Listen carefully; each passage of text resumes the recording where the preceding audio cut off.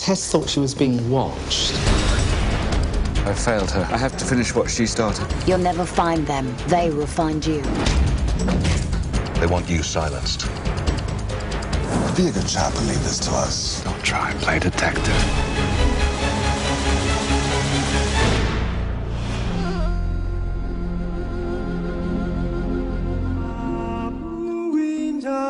Based on the best-selling novel by master thriller writer John le Carre, The Constant Gardener is both a compelling love story and an intriguing drama.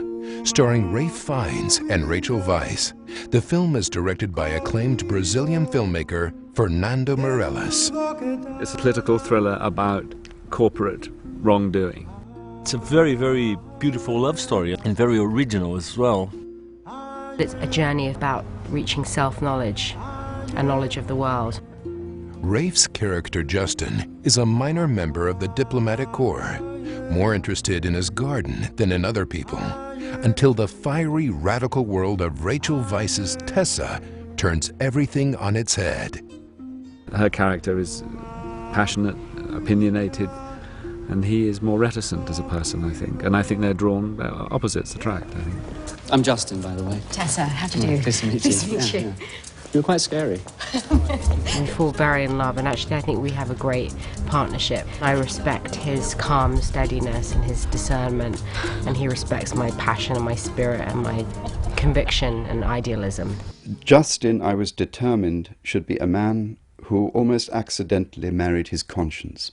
He met this beautiful, rather kooky young woman who obviously had great courage and integrity, and frequently embarrassed herself. There is just one thing that I'd like to thank Dr. Ngaba for, the free Nevarapin.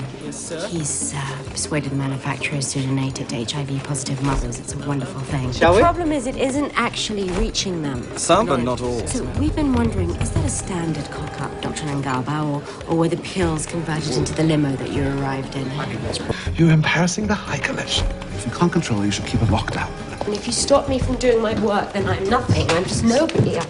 He doesn't know what Tessa does. Sometimes he would like to interfere, but he doesn't do. Not because he's weak, because he has an agreement with her. My sweetheart. See you in a couple of days.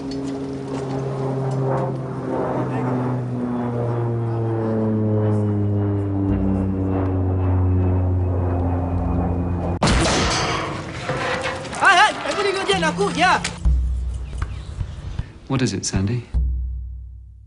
You think it might be Tessa? It's not looking good. Tessa Quayle, wife of British diplomat Justin Quayle, is missing. Because of Justin's love for me, he goes on a journey of discovery where he reaches a new level of self-knowledge, but also discovers this huge political thriller aspect. Justin investigates what she was investigating. People are after him to stop him. They don't want the information to get out, and they will do anything to stop it. The world is deeply corrupt, and it's a kind of David and Goliath story, that it's, you know, the great big corporations being fought by the little men. Do you know Sir Kenneth Curtis, Chief Executive of 3Bs? Yes, by reputation. Good evening. Really? It's the most successful company here in Kenya. We're very proud of it. It's an African story.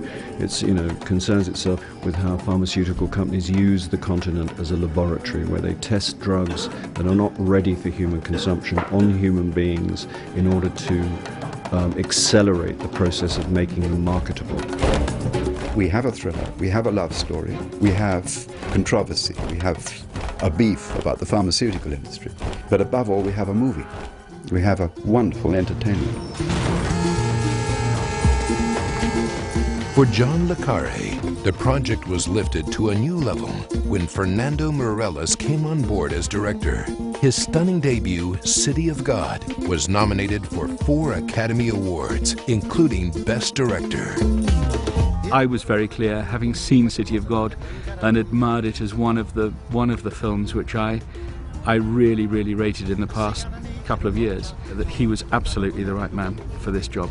And I read the script, I liked it very much. I liked the subject, I liked working with Ralph Fiennes would be a great opportunity for me, and I got involved. Fernando just wants to feel that naturalness and that spontaneity. And sometimes the text and the dialogue can it can be very well written and it can say all the right things, but it can just have a slightly held quality about it, or it can make the actors a little bit held and stuck. It's just to do with phrasing, and it's just amazing what can happen when you're given permission to play. A whole other energy comes out, which just suddenly makes it live. What is it that I'm not to look into, Bernard? Quayles have always made reliable foreign servicemen. Shouldn't be surprised if you've still got a small head of mission in your knapsack. Challenging post. More challenging than dealing with Kenny Curtis. I think that it's very witty, the idea of the two of them together, the script and Fernando. And I think the style in which he's shooting it will liberate it from the usual confines of the genre, and I think it will transcend into something remarkable. It's a film which is telling a story which is actual, which is happening today, and has a flavour of reality. And the way Fernando shoots, it's very free, very easy. Things happen.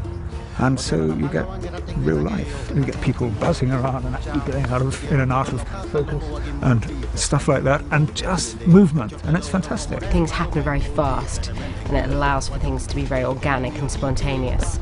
And there's no as an actor normally, they lay down marks, you have to hit your mark, and there's nothing like that. You're free to do whatever you want, and that's great. The unit did film extensively in both London and Germany, but the heart of the story lies in Africa, and in Kenya in particular. Most major filmmaking on that continent goes to South Africa, and it was there that producer Simon Channing Williams assumed they would end up. But the Kenyan welcome and enthusiasm for the project was overwhelming. Indeed, the whole idea to start off with was for us to come over here to Kenya, where the book was set, to see where it was set, spend 4 or 5 days here, then go down to South Africa and find the real locations. I'm delighted to say that within 24 hours of our being here, Fernando and I both knew that we didn't want to move from here at all. One of the great things about this film is that we've shot in a lot of locations Le Carre describes, or certainly they're all real places in Nairobi. And they're now. They're not set a few years back, they're set now, and they're operating.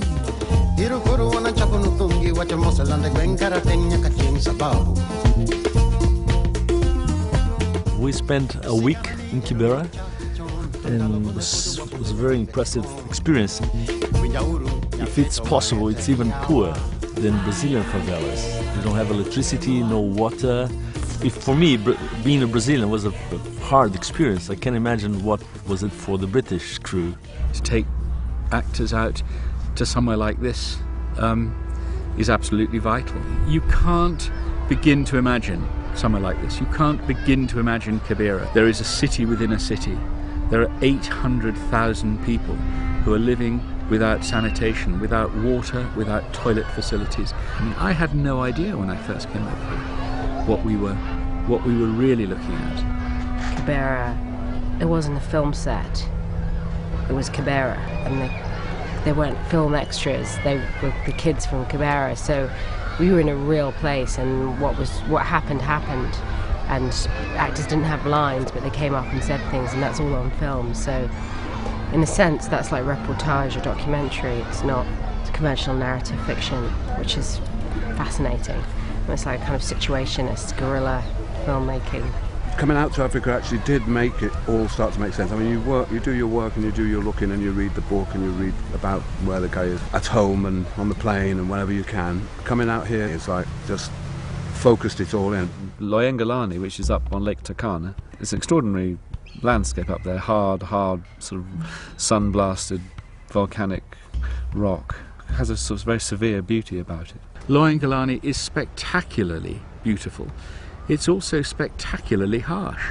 And I know that when we go up there, we can only film for certain part of the day because the heat is going to be so intense, and the underfoot terrain is going to be so difficult to work with horses, with fight sequences, everything else.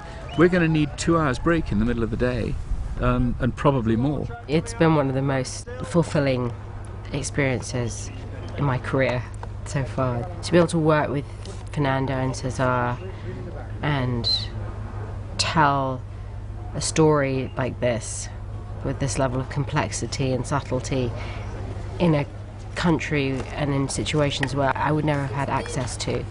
It's an extraordinary privilege. We've got, you know, a visionary director, locations that I would never have seen otherwise, and a great, great story. Go home and live. But I don't have a home. Tessa was my home. There's a TB epidemic coming. It will affect the entire world. Billions and billions of dollars are waiting to be earned. Big pharmaceuticals are right up there with the arms dealers.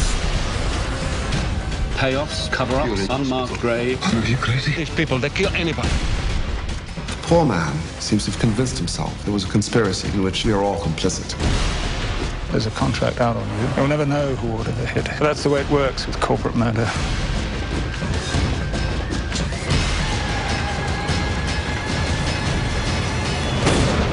Some very nasty things live under rocks, especially in foreign gardens.